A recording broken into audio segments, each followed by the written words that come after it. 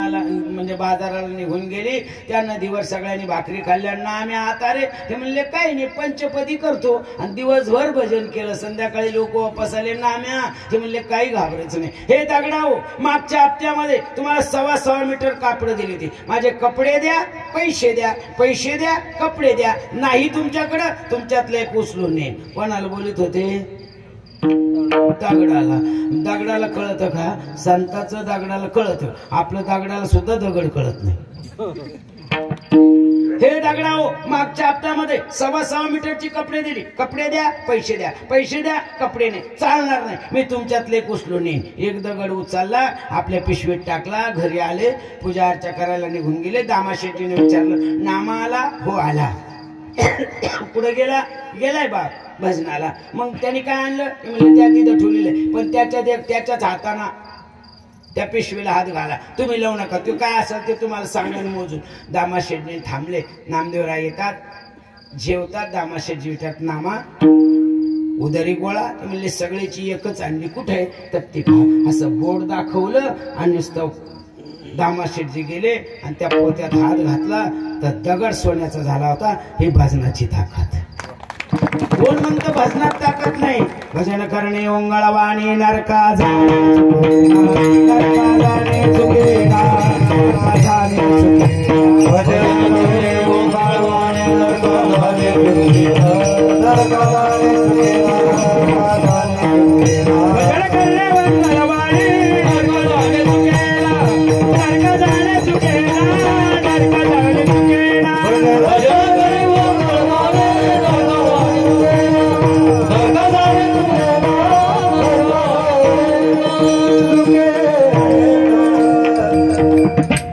दगड पाहिला दामाशेठजीनं, हात जोडले नाम्या आयुष्यभर मी बाजार केला पण कधी असा आणला नाही। आता आपल्या कुटुंबाने काम बंद, आता सगळ्यांनी भजन करायचं आणि मी एकट्यानं फक्त व्यवहार पाहायचा आणि सगळे कुटुंब भजनाला लागलं महाराज। तेव्हा शतकोटी अभंग लिहिले गेले, सगळे भांडणाला लागले। दामाशेठीनं उठावं, स्नान संध्या झाली, देवपूजा झाली, आपला दगड यावं, एवढं आडकी त्यानं कापावं, बाजारात जावं, सगळा नगद माल आणावं, सगळ्यांनी खाऊन भजन करावं।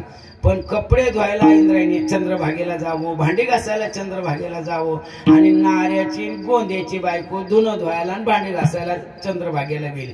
काही बाया तिकडं धुणं धुत ते इकडं आल्या, येत्याच काही धुणं धुवायला, राती सवय धुणं धुवायची। घरचं धुत्या संगण्या लिहिले मी धुणं। तिकून इकडं आल्या, या दोघी जावा धुतात, एक भांडे घासते। आता ते भांड चांगलं चमचमीत असल्यामुळे त्याचं तेल तवून त्या चंद्रभागेत आलं। एक म्हणायला लागली का ग तुमच्या घरात कोणी कामाला नाही, धंद्याला नाही, साबणी कपड्याला, कपडे चांगले, खाणं चांगलं, आखी चंद्रभागा तुम्ही पिवळी केली बाय त्याला ना। भानगड काय कोणीच कामाला नाही, धंद्याला चोऱ्या करता का काय? बाईला राग आला, नाऱ्याच्या बायको तुम्ही कोणाला म्हणते चुट्टी? त्या एकच धुणं धुत त्या, या 2-2 धुणं धुत्या। ज्यांनी एक धुणं धुतलं त्यांचं पुराणात वर्णन आहे, चिऱ्या चोळ्या धुता विसरती, ह्या 2-2 धुणं धुत्या। तुला माहितीये का? तीन नाही बाय, तुला काय माहिती? तीन मला तर काय माहिती बाय, लोक म्हणत होती काय हो बाय खरंच आहे ना, तीन काय मला नाही बाय माहिती, तुला सांगू मग तीन सांग ना। गंगारामबाजी बायको गेली बाय निघून, तुला काय करायचं? मी सांभाळायला तयार आहे ना। दुसरी म्हणती गेली बाय, पण तिचे भाऊ गेले आणायला महाराजाचे, तिने येईन बाया ती, पण सासूला राहून गेला पाहिजे ना। दुसरी म्हणते सासूला काय नाव ठेवते? सुनबी मग झापी ना, ती राहिली पाहिजे। तुला कोणा सांगितलं दुसऱ्याची कडबोट लावून पाहायचं? आपलं पाय ना, आपलं धुणं धुईन, आपलं किती पडलेलं आहे।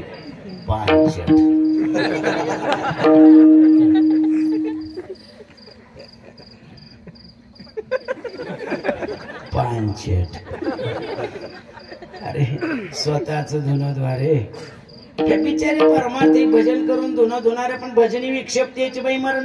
तिला राग आला, कोणाला चोट्ट म्हणते का? तुला माहितीये का माझा आजी सासरा, त्याने माझ्या सासऱ्याला पाठवलं आणि तेव्हापासून आमचे दिवस पलटले। तिनं जशा तसं सांगितलं. कर्म धर्म सागण ती शिंपेची बाई होती. तिनं संध्याकाळीच नवऱ्याला विचारलं का हो 3 महिन्यापूर्वी नाम्या बाजारला गेला होता आणि मग त्याने सोन्याचा दगड आणला. आवळं ढेग तू सोन्यात दगड आणला आमच्या सारखं चालू होतं. ती म्हणली तुमच्या संघ आलं मग त्यांचं कसं का भलं झालं आपलं का होईना. ते म्हणे तुला काय करायचं नाही त्यांच्यासारखं आपलं झालं पाहिजे. इतक्या तिथचं बाजार काढता तुम्ही मग त्यांच्यासारखं तुमचं कसं काय होईना. मग मी सांगते तुम्हाला हा नाम्यानं जसं केलं तसंच करायचं. ऐका लागत ऐका. आता नामदेवराय सारखं येणा घेऊन गेला बाजारला. आता नामदेवरायची पंचपदी याची पंचपदी मध्ये फरक आहे. नामदेवराय वचन ऐका कमलापती म्हणतो हे म्हणतो वचकन ऐका कमलापती. अरे संत संत आहे आपण संत नाही. आपण हा ये मध्ये आता याचं भजन पंचपदी झाली कवर लोक भजन करीत पाठ तर पाहिजे ना म्हणायला आणि स्वतःला तर आलं पाहिजे. याकडे तिकडे येणार वाकडे तिकडे भजन केलं भजन संपलं येणार जाणार. तू करा लय उशीर झाला तुला बाजारला पैदर्शी असं करून करून तंबाखू बिडी याच्या गप्पा मारून मारून संध्याकाळी लोक वापस आले. बायको झालं नाम्यानं जसं केलं तसं बाकीलं म्हणलं आता कसं. ते म्हणले घरी सांगितलं तसं.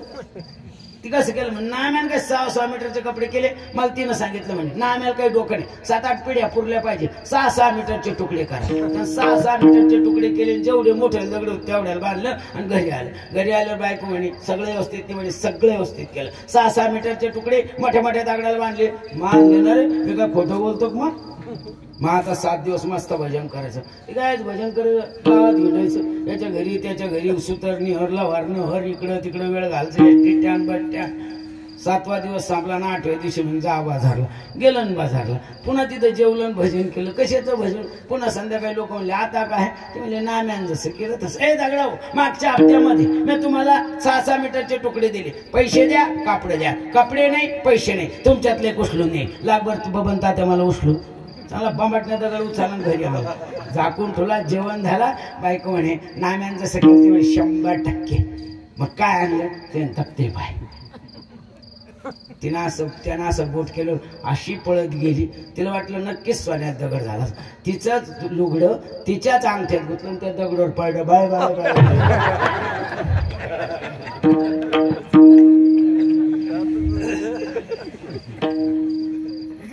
धन्य माता पिता दयाची धन्य माता पिता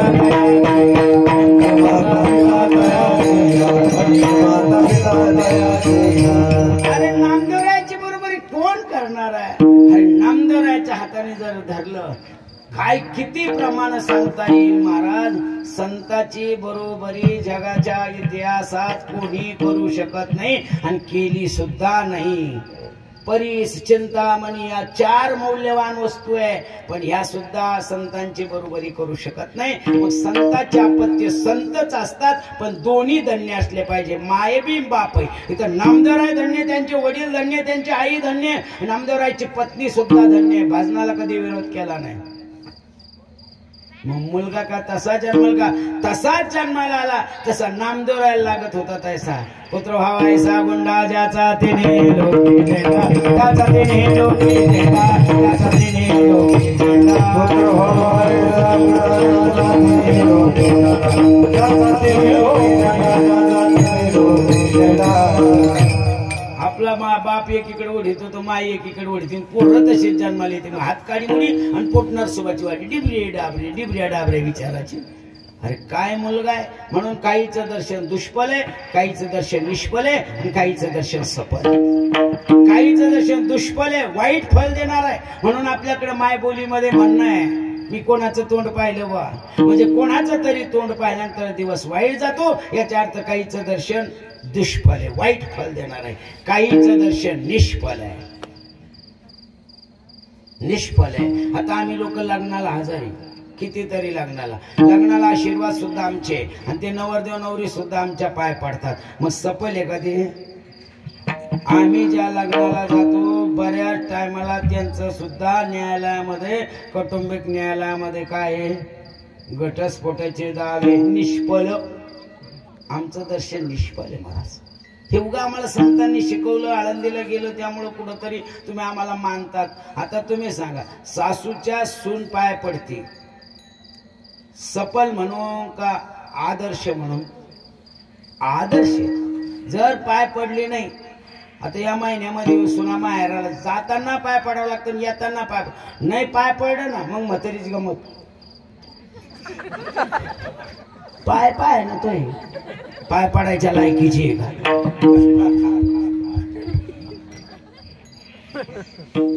पाय पडून द्यायला बी पाय लय चांगले लागत हे आपले पाय.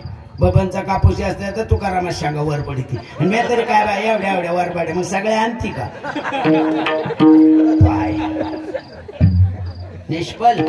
हात बापाच्या घरचे आहे पण बांगड्या पतीचे आहे, गळा बापाच्या घरचा आहे, मंगळसूत्र पतीचं आहे, कपाळ बापाच्या घरचं आहे, कुंकू पतीचं आहे, पाय बापाच्या घरचे आहे, जोडे पतीचे, तरी इकून घेऊन जातील तिकून करून आणती. मी माझ्या भावाने केलं. भावाला वाडे घ्यायला तरी पैसे होते का? रोज सांगतो मी चोट्टी जे असेल ती.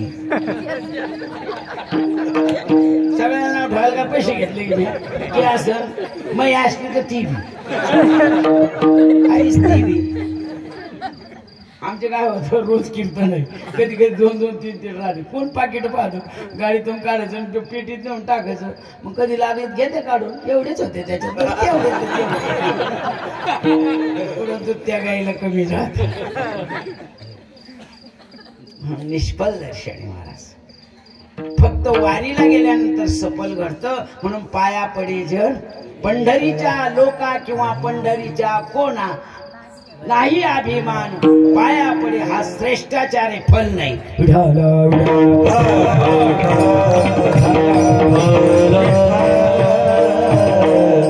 पाय पाय पाय पाय पाय पाय पाय पाय पाय.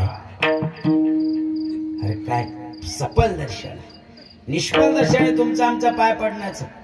काहीच दुष्फल आहे पण संतांचं दर्शन सफल आहे. दर्शनी प्रशस्ती पुरुषा. किती सफल आहे? तुका म्हणे जाती ताप दर्शने विश्रांती. पाप ताप दैन्य जाय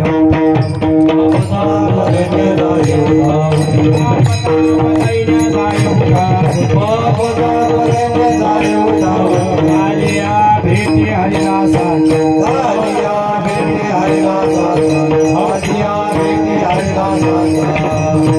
त्यांची भेट झाली तर पाप जातो, ताप जातो, दैन्य जातो. नाथ महाराज तर त्याच्या पुढे म्हणतात दर्शन नाही झालं नुसतं पाहिलं तरी त्रिविधा तापाचे झाली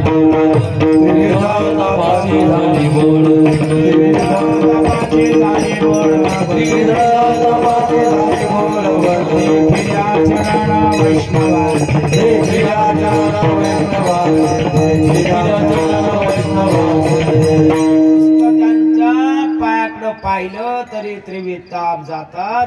अशी ताकद त्यांची आहे, त्यांची बरोबरी कोणीच करू शकत नाही. मग तुम्ही काय केलं? नामा महाराजांचा मुलगा नारा महाराज सांगतात मी समाधी बांधताना होतो आणि त्यांच्या समाधीवर शेवटची फुलं टाकली आणि मी दर्शन घेतलं. का घेतलं तर त्यांच्याकडे 3 शक्ती आहे, त्या 3 शक्ती आमच्या फायद्याच्या आहे म्हणून मी दर्शन घेतलं. अभंगाचं शेवटचं चरण मने राम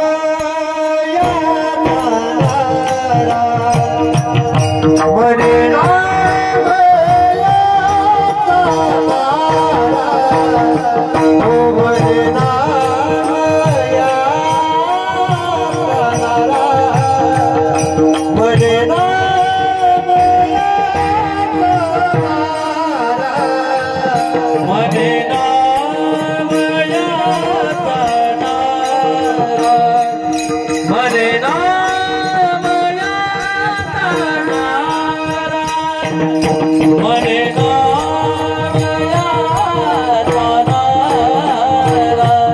मने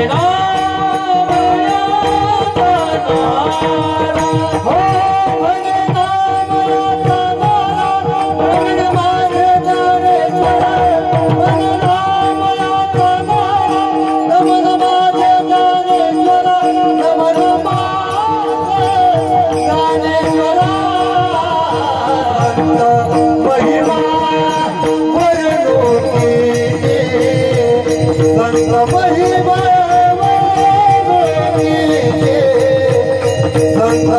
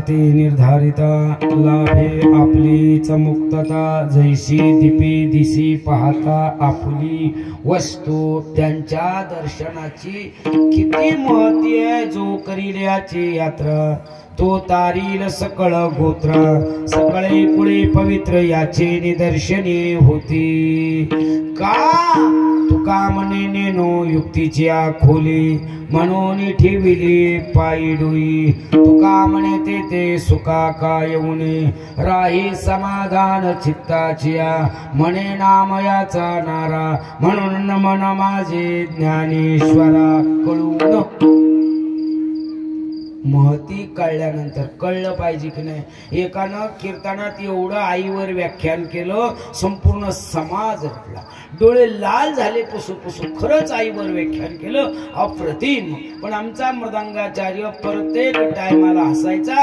आणि थाप टाकायचा प्रत्येक वाक्य कीर्तन संपलं महाराजाला वाटं लावलं आणि माणसं महाराजाकडून मृदंगाचार्याकडे आली का रे कीर्तनात का हसतो काय कळतंय तुला कीर्तन वाजवणं म्हणजे कीर्तन आहे का ते म्हणजे काय झालं म्हणजे अरे महाराजांनी आई कळून दिली खरंच महाराजाचे उपकार आहे काय आई आणि काय आईचं दैवत आहे हे महाराजामुळे कळलं तुला काय कळलं ते म्हणले तुम्हाला काय कळलं अरे महाराजामुळे आम्हाला आई कळली ते म्हणले तुला काय कळलं ते म्हणले मला महाराज कळलं कस काय मी त्याच्या शेजारी राहायला आहे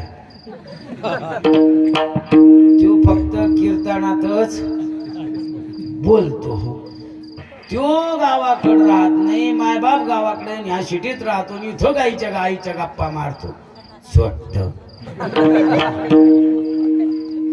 बोले तैसा चाले त्याची वंदावी पाऊले माझ्या सत्यवादाची तप वाचा केली बहुत कल्प मी कधी खोटं बोललो नाही साच आणि मवाळ मिथिल्या आणि रसाळ शब्द जैसे कल्लोळ अमृताचे अरे त्यांचं बोलणं त्यांचं वागणं त्यांचं आचरण कसं आहे ऐसे कळवळ्याचे जाते करेला भाविन प्रीती करेला भाविन प्रीती करेला भाविन ऐसे कळवळ्याचे जाते करेला भाविन करेला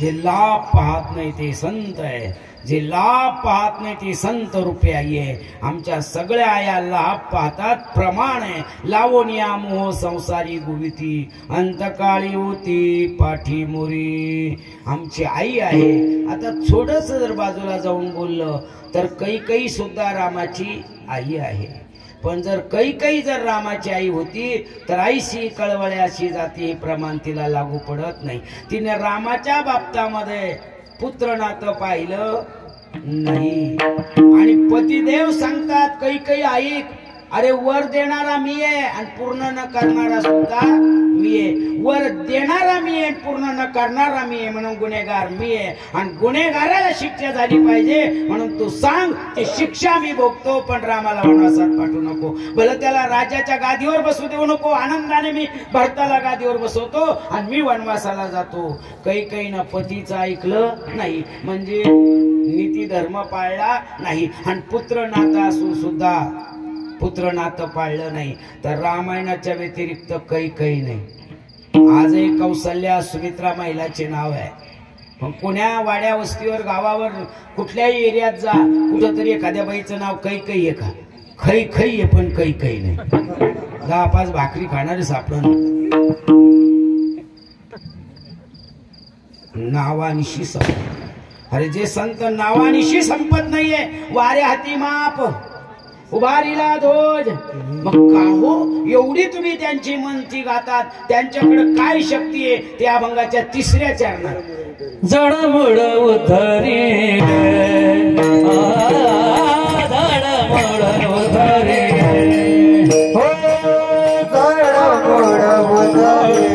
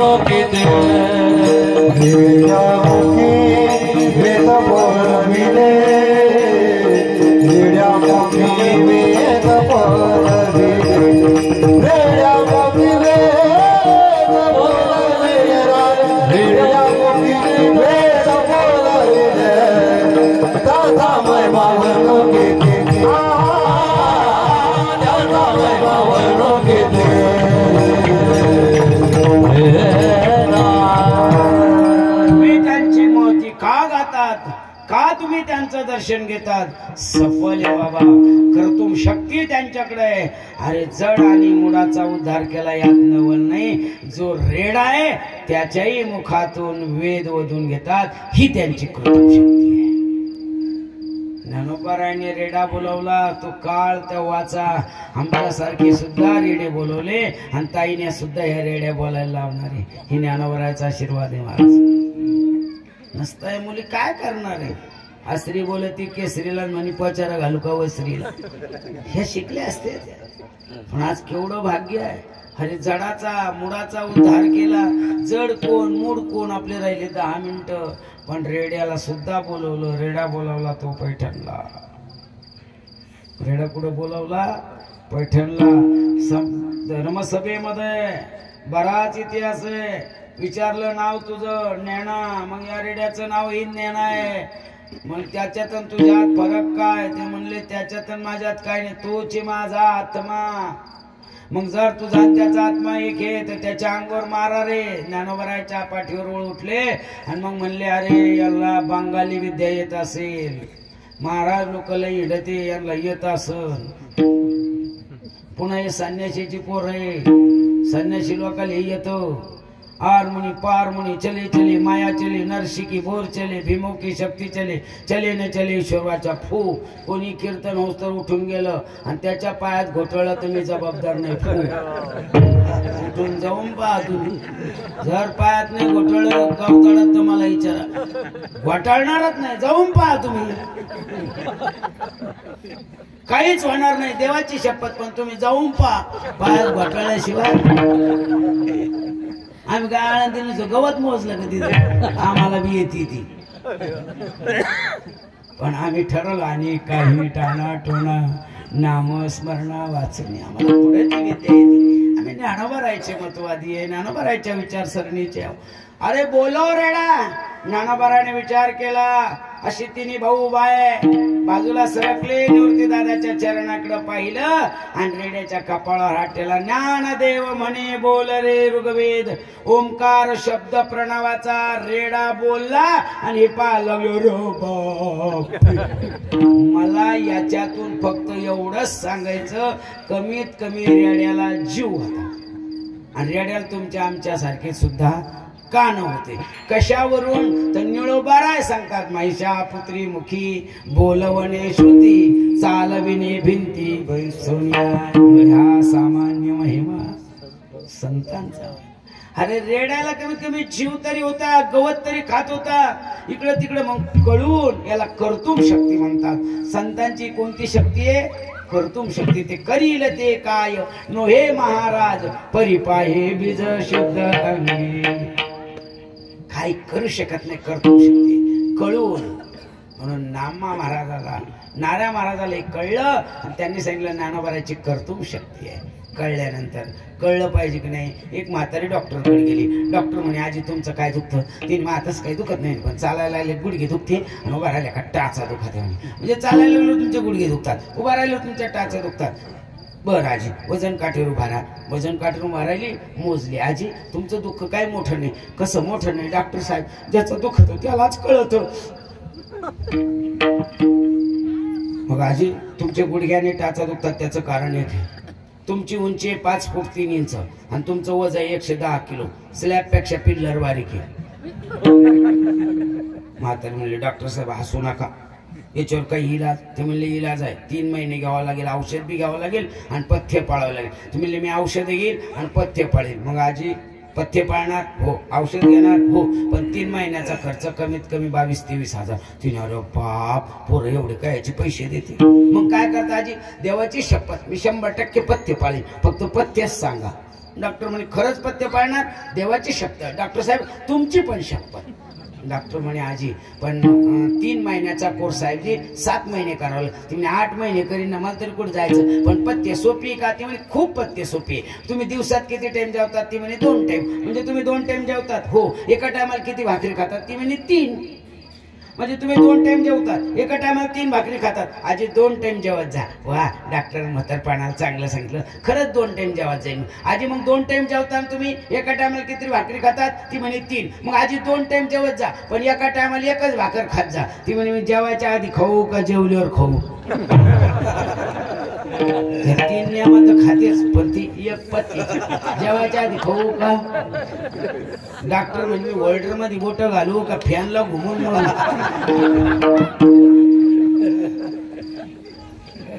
हा सामान्य महिमा संतांचा, हा सामान्य महिमा नाही, कर्तुम शक्ती आहे.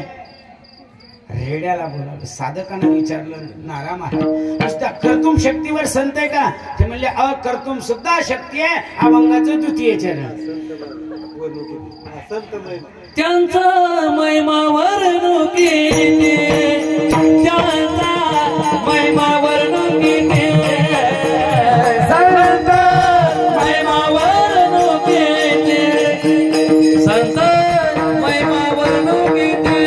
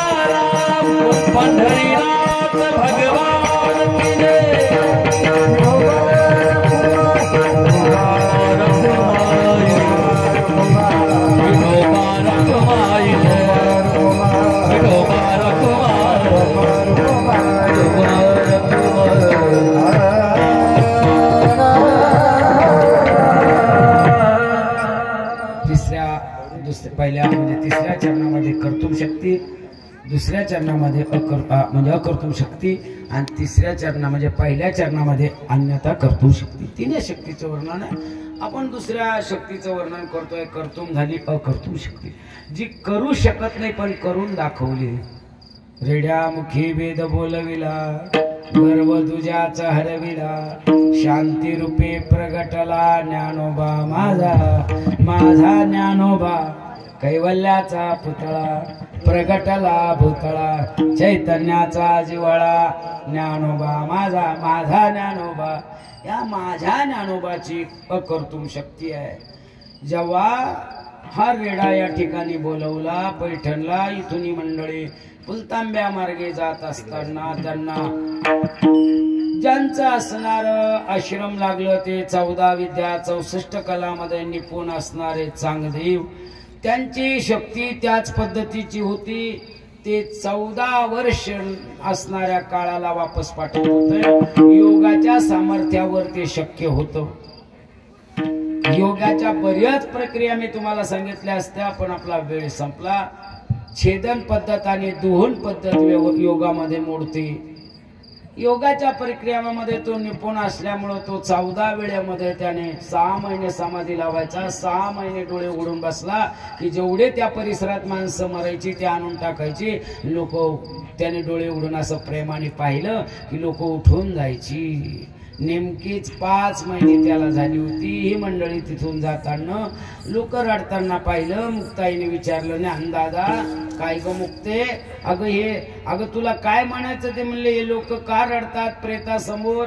ते म्हणले जाऊ दे, आपल्याला काय करायचं. नाही मला सांगितलं पाहिजे. म्हणले तो पर्णकुटीत दाढीवाला बाबा दिसतो का, तो 6 महिने समाधी लावतो आणि मग 6 महिन्यानंतर उठला की डोळे भरून पाहिलं की लोक उठून जातात. मग अजून त्याला किती महिने बाकी आहे. ज्ञानोबा म्हणले 1 महिना. मग अजून 1 महिना बरेच लोक मेले तिथे आणून टाकणार हो, आणि तोपर्यंत यांनी या प्रेताला सांभाळायचं का.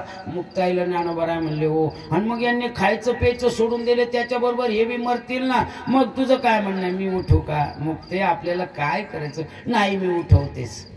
तिनानेवरती दादाचं दर्शन केलं. अरे अशी बहीण जर मिळली ना तर मी म्हणतो जन्मात कल्याण झालं. आमच्या बहिणी त्याचाच बाप आहे का, मी बी घेईन हिस्सा.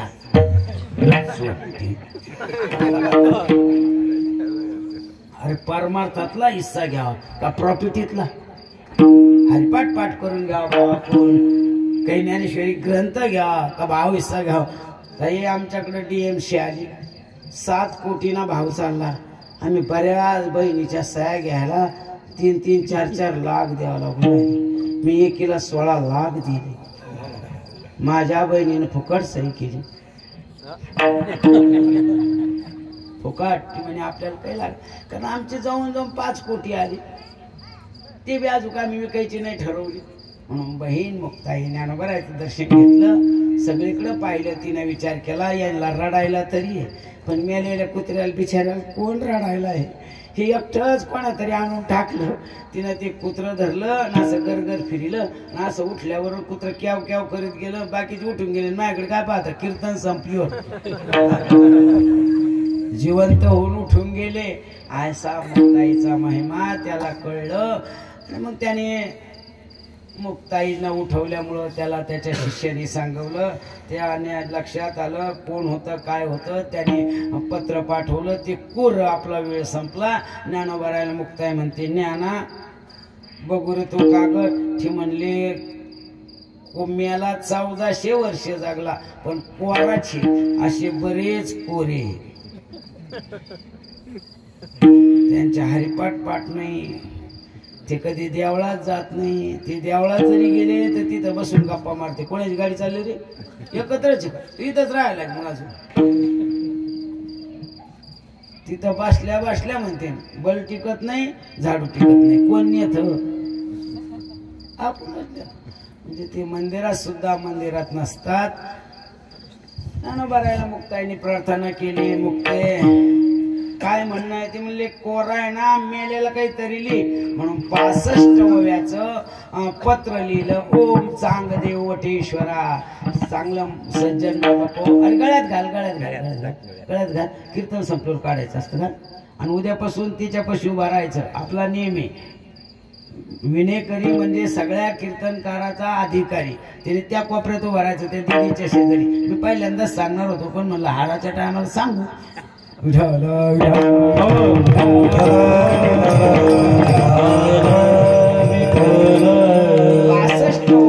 ज्ञानोबराने लिहिल्या त्याला त्याच्या एकाही ओवीतला अर्थ कळला नाही आणि त्याने आलं तर आलं ते त्याच्या ऐश्वर्यात आलं.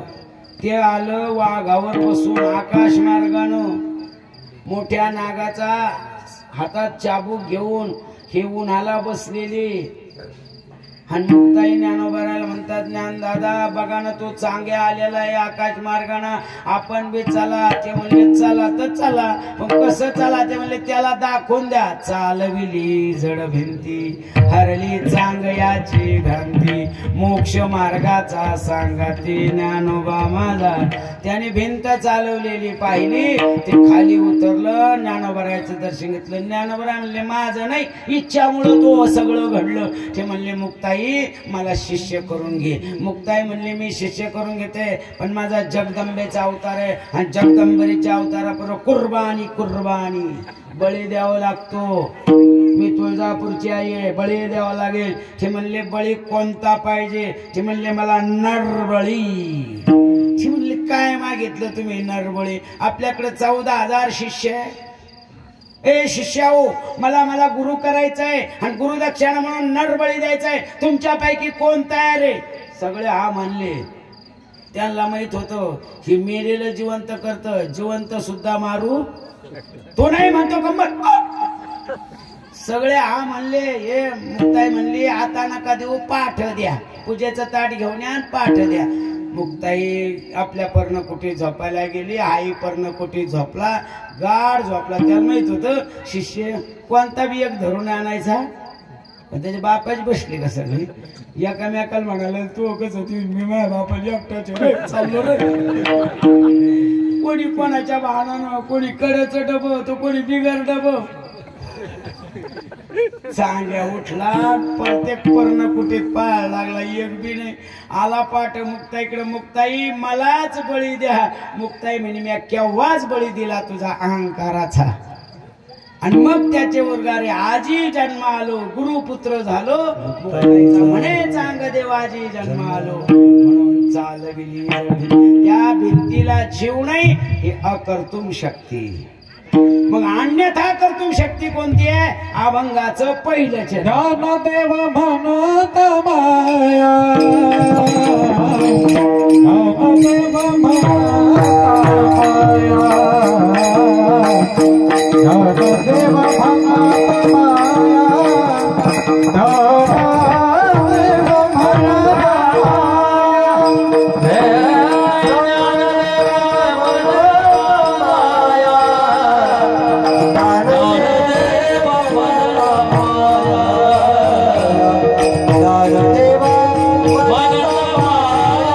ज्ञानदेव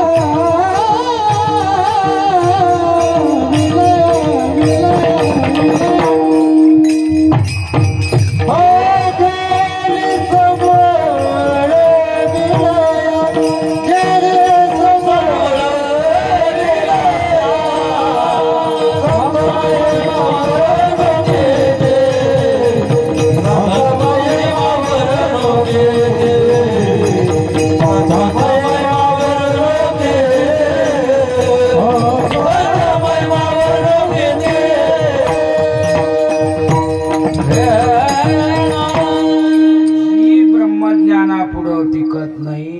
जी खरी नाही आणि खोटी नाही. खोटं म्हणावं तर भासल्याशिवाय राहत नाही आणि खरी म्हणावं तर ब्रह्मज्ञानापुढं टिकत नाही. म्हणून दैवेशी गुणमाया मम माया दुरत्या. माया इतकी बेकार आहे. एक कबीर महाराजाचं प्रमाणे माया छान छान उली, माया भांडुली. माया इतकी बेकार आहे, दिसत नाही पण असल्याशिवाय राहत नाही. ब्रह्मज्ञानापुढे टिकत नाही. माया कशी आहे? मायासारखीच. आणि या मायेमुळं तुम्ही आम्ही सगळे फसलो. रावणाला 80,000 बायका होत्या. मग 80,000 बायका कोण त्याला सुख मिळालं का नाही? नाही मिळालं. जर मिळालं असतं तर सीतेकडे गेलं. पाती माया किती बेकार. 80,000 असून सुख मिळलं ते सीतेकडे गेलं. म्हणून माया ही कोणाला कुठं नेऊन पोहोचवील सांगता येत नाही. मायेचे बांधले तुका म्हणे वाया गेले. माया ही सर्वांना त्रास देते. पण ज्ञानोबाराय म्हणतात जो माझं नाव घे. नारा महाराज म्हणतात ज्ञानोबाराचं नाव जर घेतलं तर होय दासी लागे पाया. ती माया सुद्धा दासी झाल्याशिवाय राहणार नाही. कशामुळं? तर ज्ञानोबारायच म्हणतात माझी आ भक्ता काय संसाराची चिंता, काय समर्थाची कांता कोरण मागे. दुर्बळाची कन्या समर्थाने केली, अवदासानी माली दारिद्र्याची. किंवा राजयाची कांता काय भीक मागे. किंवा अनेक 2-3 प्रमाण मी सांगेन. ही माया इतकी बेकार आहे. नाही आधी अंती अवसादी इरती माईकी. दुःख देणारी आहे. पण ज्ञानोबाराय म्हणतात पसाई दानामध्ये जे खळांची व्यंकटी सांडो तया सत्कर्मी रती वाढो. भूता परस्परे जडो मैत्र जीवांची. जे फक्त वाईट गुण जाईल ज्ञानोबारायचं नाव घेतलं तर आणि आपली मैत्री वाढेल. आणि फायदा जो जीवांची तो ते लाभो प्राणीदास. म्हणून एवढी मागणी ज्ञानोबारायने आपल्या श्री गुरुकडे केलेली. माया कशी असते एकच दृष्टांत सांगतो छोटासा. एक माणसाच्या घरी मी जेवलो, चहा वगैरे घेतले. तो म्हटला महाराज आपल्याला देव देऊन थकला हो, पण फक्त मुलगी आपली मुख्य आहे. म्हणलं स्वयंपाक येतो का? ते म्हणले हो. काही करून घ्या. रसगुल्ला सुतारफणी मैसूर पाक बालुशाही जिलाब्या खाजा हो जातात. कुठलाही पदार्थ करून घ्या. अभ्यासात हुशार आहे, नाका डोळ्यात चांगली. म्हणलं दाखव. मी मुलगी पाहिली फक्त मुख्य. म्हणलं मग अडचण काय? जमत नाही. कुठंतरी मुलगा पहा. म्हणलं पहिला माणूस भेटला आम्हाला. मुलगा पहा म्हणणारे नसतात. सगळे काय म्हणते आम्हाला मुलगी पहा. का मुलगी पहा? आपण पाप केलं 30 वर्षापूर्वी. प्रत्येकाच्या महिन्याच्या डोक्यात एकच होतं वंशाल फक्त दिवा. मग आता दिवाच घ्या, लावा दिव्याला चोपडून. आणि ते म्हणत ऐक पोरगी. म्हणलं चिकलाच करून देऊ का? आणि पोरग तरी काय करतं? फुगे घ्या फुगे, फुगे घ्या फुगे घे फुगे म्हणायचं. म्हणलं मी मुलगा पाहतो, पण आता जशी मुलगी तसाच मुलगा भेटेल ना. मुख्य कोण करायला तयार आहे? मी असाच कीर्तनला गेल्यानंतर तोही माणूस म्हटला महाराज 30-35 एकर बागेची जमिनी, सर्व एकुलता एक मुलगा आहे. पण मुलाला लहानपणी ऐकून गुन्हा झाला, पोलिओचा डोस द्यायला नाही म्हणून पोरगा असं गुडघ्यावर हात ठेवून चालतं. पोरगी पहा. म्हणलं पोरगी इतकी सुंदर आहे, तुमच्या पोराला मॅच होईल, लक्ष्मीनारायणाचा जोडा आहे.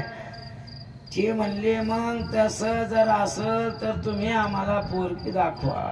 म्हणलं चला माझ्या संग. मी घेऊन गेलो. आम्हाला बसायला टाकलं.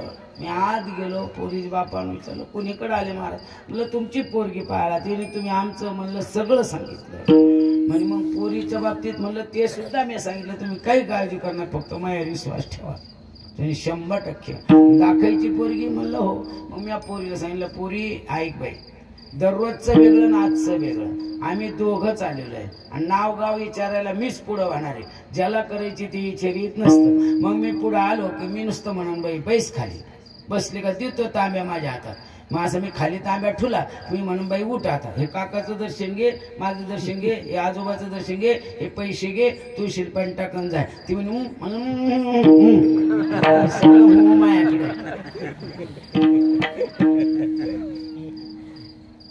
पोराचा बाप म्हणे महाराज घ्या पोरगी बोलून. म्हणलं घ्या बोलून. म्हणलं या पोरीने पोरगी पण नटून आली, तिच्याबरोबर एक छोटी मुलगी आली आणि त्या पोराचा बाप म्हणे महाराज विचार नाव गाव. म्हणलं सून तुम्हाला करायची तरच मला कशाला. ते नाही नाही पुढं होणार माणसाला विचारला. म्हणलं बैस बाई खाली मांडी घाल चांगली लाजू नको. दे माझ्या हातामध्ये तांब्या दिला. म्हणलं बाई आमच्या सगळ्याकडे पाहिलं का तू. मग उठा आता त्या काकाचं दर्शन घे माझं दर्शन घे 500 रुपये घे तू शिल्पानी घालेन जा.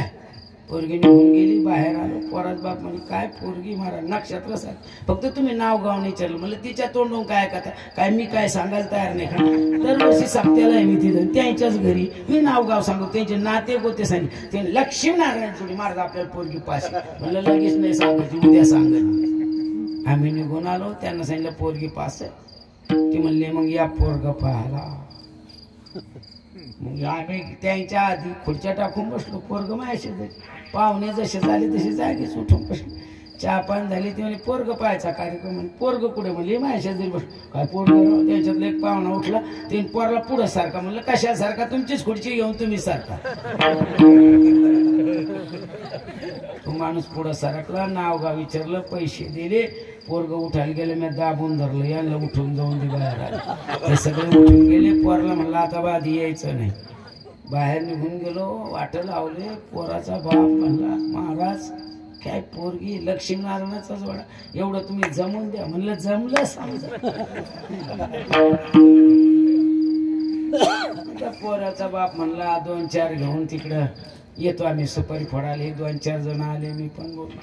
म्हणलं तुम्ही तुमचा आधी वाद मिटून घ्या. किती वारमाया काय द्यायचं काय घ्यायचं. आज महिलांचं लय अवघड आहे महाराज लय अवघड आहे. मी सुद्धा पोरीचा बाप आहे महाराज. मला कधी कधी वाटतं नारदाच्या गादीवर की मी पोरीचा बाप नको होतो. 15,000चं फराळाचं नेलं तरी तिची सासू लोकांचे एवढा आपले असं कसं लोकांचे एवढा आपले असं नाही शेक तू आमच्यासाठी उपास धरला.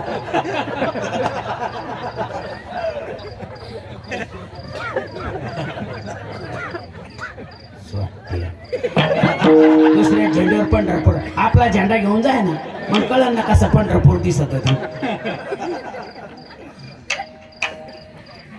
महाराज 10 लाख रुपये लग्नाला खर्च केले तरी उन्हा ऐकायला आलं. टचकान डोळ्यात पाणी आलं महाराज. माझ्या मुलीसारखी मुलगी नाही. सगळ्याच्याच मुली चांगल्या असतात त्यातही माझी चांगली आहे. जेव्हा तिला कळलं माझ्याकडे आली गळ्यात पडून रडली. नाना काय केलं तुम्ही. म्हणलं जाऊ दे बाई माझं नशीब आहे. हाच बी कळत नाही या महिलांना. अरे का तुमचं पोरग काय सोन्याच्या लेंड्या हागू राहिलं का.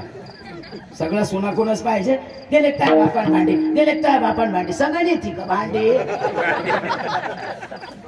हा इतके भांडे देऊन कुठं ठुती पोताड्यात घालून कोण घाशील. माझ्या मुलाचं लग्न केलं मागच्या वर्षी तर 41 डबे दिले. 41 डबे असे मोठे चांगले. मी माझ्या घरी आणल्यानंतर दुसऱ्या दिवशी माझ्या घालून याच्यात भूस भरून ठेवी म्हणलं. आता त्याने दिलं आपल्याला खायला पण आता भूस भरून ठेवलं. आता ठुले डबे डबे डबे डबे डबे डबे घालून 3ऱ्या माळावर 5 लई मोठी वाटली घायला डबे पाहिजे तुला का डब्यात बसून जायचं तुला. ते लहानपणी होतं बा आम्हाला शाळेत बडबड गीत. चाल रे भोपऱ्या टरून टरून भोपऱ्यात बसून म्हातारी गेलेली. वाईट वाटलं. घ्या तुमचं काय असेल ठरून. किती वारमाया काय असेल ते देणं घेणं. वाद विकोपायला गेला. मधली माणसं हैराण झाली. ती म्हणजे महाराजी जमत नाही. चला उठा आता. पोरीच्या बापाच्या डोळ्यात पाणी पाहिलं आणि पोराचा बाप माया कानाला लागला. महाराज हे मधले लोक बेकार आहे. आम्ही तुम्हाला चांगले ना तुम्ही मधी बोला आम्ही ऐकतो. म्हणलं सगळे ऐकतात हो फक्त तुम्ही बोला. म्हणलं मी काय बोलणार मधला माणूस काय राहिलं मधी बोलायला. अरे कपड्याला त्यानं काय माणसं मिळते का. अरे माणसाने माणसं जोडायचे काय बोलणार मधला माणूस आणि काय बोलायला राहिलं मधल्या माणसाला. इकडे बोलता येईना इकडे चालता येईना. पण दोन्ही माणसं आपली घ्या सुपारी फोडून. फुटली सुपारी फुटली पण आपली उकली. म्हणलं आज लगेच नवरी वाटा लावायची. ते नवर देऊ नये. म्हणलं माझ्याकडे गाडी मी नवर द्यायला घेऊन. ते दोन्हीचे कपडे एका ठिकाणी. म्हणलं तुम्ही तुमचे घ्या आम्ही आमचे तिकडे घेतो घन सांगित. तिकूनच नवर देऊन नटून आणला. इकून नवरी आहे ना कपडे आणले मंडपापाशी. मंडपाशी ते दोन्ही संगत झालं. म्हणले नवी पद्धत आहे. जुनी पद्धत होती. देवबाप्पा सांगायचा नवरीच्या मामानं नवरीला घेऊन या. नवरदेवाच्या मामानं नवरदेवाला घेऊन या. म्हणलं मी नवरदेव आणतो उचलून, तुम्ही नवरी उचलून आण. दोन्ही आणले, जागेवर उभा केली. मंगलाष्टक सुरू झाली. मंगलाष्टक पहिलं झालं, दुसरं झालं, तिसरं झालं. आमची गाडी खरड्या फाटा दावरवाडीपर्यंत. मंगलाष्ट संपल्यानंतर देवबाप्पाने सांगितलं हार घाला आणि ह्या पाठवून त्या पाठवून, ह्या पाठवून त्या पाठवून गेली. या पोरीचा धक्का लागला पोराला, पोरग खाली पडलं. पोरीन केलं याव याव याव याव. पोरीनं जसं याव याव केलं त्याचा पोराकडचे म्हणले पोरगी मुक्की, पोरीकडचे म्हणले पोरगी लग्न. पेटलं ना दे दानादन जान जानी जनार्दन तररम पम पम पम. जे झोपली मारा मारी हे म्हणले धरा त्याला तो बाला उलट गाडी आडवी लावली. पोराला म्हणलं भाऊ आपल्याला जावं लागल, मिटावंच लागेल. आम्ही आलो. पोरीकडचे म्हणायला लागले पोरगी मुक्की, पोलाकडचे म्हणायला लागले पोरगी मुक्की, पोरीकडचे म्हणाले पोरग लंगड. महाराज तुम्ही फसवलं. म्हणलं फसवलाच नाही, तुम्ही संत वाङ्मयाचा विचार केला नाही. काय फसवलं मी, काय फसवलं मग तुम्ही तर म्हणले. म्हणलं काय म्हणलो मी, तुम्हीच म्हणले होते ना इकडे बोलता येईना आणि चालता येईना. म्हणलं मी तेव्हाच सांगितलं, तुम्ही कळून घेतलं नाही, त्याला मी काय करू. संतांनी तेव्हाच सांगितलं आसोडी संसारी आसोडी संसारी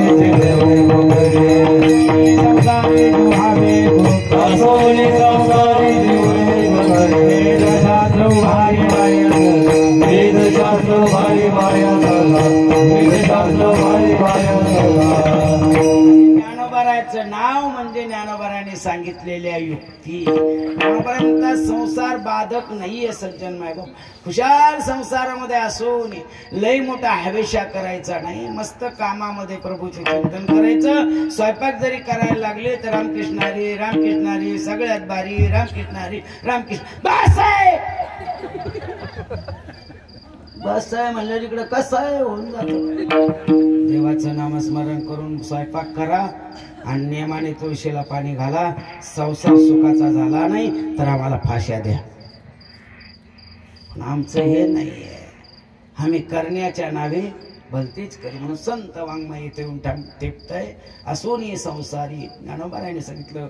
ज्ञानोबारायच्या नावाची ताकद कितीतरी संतांनी वर्णन केली. आपला नियोजित वेळ होऊन 10 मिनिटं वर झाले म्हणून याच ठिकाणी आपण पूर्ण विराम द्यायचा. ज्ञानदेव म्हणता माया गेली समूळ विलाव्या अकर्तुम शक्ती कर्तुम शक्ती अन्यथा कर्तुम. तिन्ही शक्त्याचं वर्णन नामदेव महाराजाचे सुपुत्र नारा महाराज करतात. आपणही त्याचप्रमाणे ज्ञानोबारायांच्या चरणी नतमस्तक होऊन सेवेला पूर्ण विराम देऊ. जाता जाता एवढा सत्संदेश देईल की आनंद वाटला. ताईने जी उभी केलेली ही ज्ञानदान वारकरी शिक्षण संस्था, या संस्थेला लेकरासारखं जीव लावा. सज्जन माय बाप आपल्याकडून काही नाही घडलं पण आपण जे घडवू ना त्याच्यातून या मुली घडल्याशिवाय राहणार नाही. आळंदी वारकरी शिक्षण संस्थेला त्या काळचा बिकट, मी 87चा विद्यार्थी संस्थेचा, किती बिकट परिस्थितीमध्ये आम्ही जगलो पण तरी पण आम्ही माघार फिरलो नाही. तर आज तुमच्या पुढे आम्ही चांगल्यापैकी बोलू शकलो. तुम्ही सर्वांनी जर ताईला साथ दिली. अरे वाळुटीमध्ये सोन्याचं पान सापडावं आणि त्या सोन्याची पानाची किंमत कळावी तर निश्चितच आपलं उज्ज्वल भविष्य झालं नाही. तसं या असणाऱ्या नगरमध्ये आपण 12 गावची 12 आहोत पण या ठिकाणी एक वटवृक्ष व्हावं असं रोपटं ताईनं या वारकरी शिक्षण संस्थेच्या माध्यमातून मुलींचं लावलं. मी नेहमी सांगतो मुली सांभाळणं इतक्या सोप्या नाहीये. सगळ्यात अवघड मुली सांभाळणं आहे. पण त्यांनी केवढं धाडस केलं. आपल्या अंतःकरणावर एवढा मोठा दगड ठेवला, समाजाचा रोष सहन केला पण या मुली घडायची प्रार्थना केली. या प्रार्थनेला तुम्ही जर साथ दिली तर याचा वटवृक्ष झाल्याशिवाय राहणार नाही. फक्त तुमच्या साथीच्या पेक्षा. साथ म्हणजे कोरोनाची नाही. तुम्ही साथ द्या म्हणजे अभय द्या. होईल त्यावेळेस त्यांना सहकार्य करा. आता सप्ताह उभा केला, सप्ताही फुकट होत नाही. आज प्रत्येक येणारा महाराज डिझेलच्या गाड्या खर्च केल्याशिवाय येत नाही. या सगळ्या गोष्टीचा विचार आपण सर्व कराल. निश्चितच या वारकरी शिक्षण संस्थेचा 100 वर्षाचा आनंद लुटण्याचं सौभाग्य तुम्हापर्यंत मिळो ही सदिच्छा व्यक्त करून शिवेला पूर्ण विराम. ज्ञानेश्वर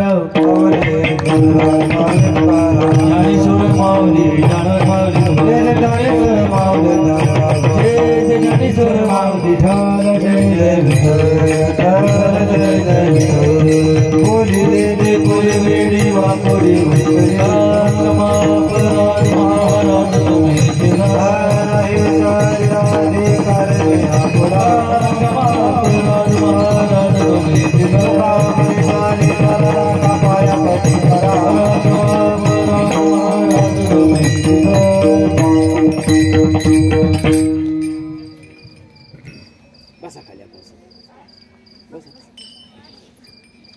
ज्ञानदेव